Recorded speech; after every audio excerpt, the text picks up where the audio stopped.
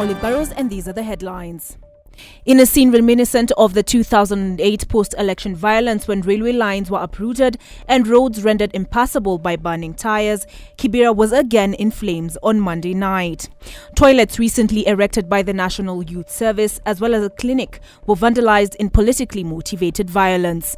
The lines were drawn between those who support Devolution Cabinet Secretary Anne Waiguru's efforts to improve sanitation and promote a savings culture among the slum's youth, and those who, in support of the opposition, want her investigated for alleged misuse of NYS funds.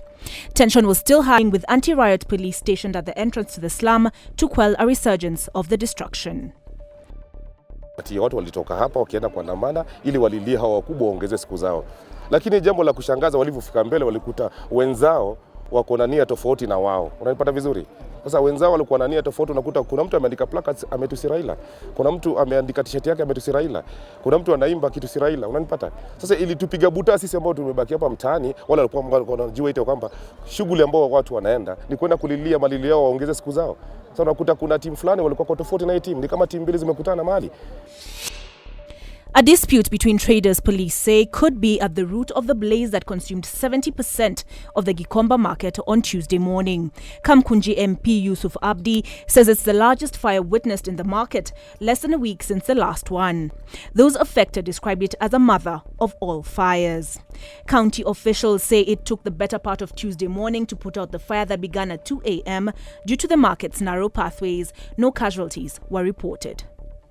I have never seen so much devastation and destruction, and I think this is the worst fire that we have had in the history of Gikomba, and it has caused crippling losses, loss of livelihood, and it has seriously affected the economy of this neighborhood and also the economy of our capital city, because Gikomba is one of the biggest and the most important markets we have in the country.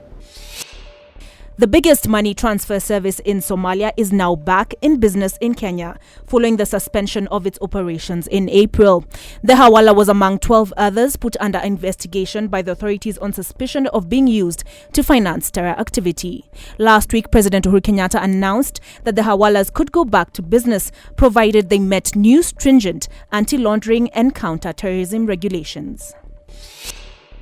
There appears to be no reprieve for the AFC Leopards after it emerged that they no longer receive a 550,000 shilling grant from the Kenya Premier League.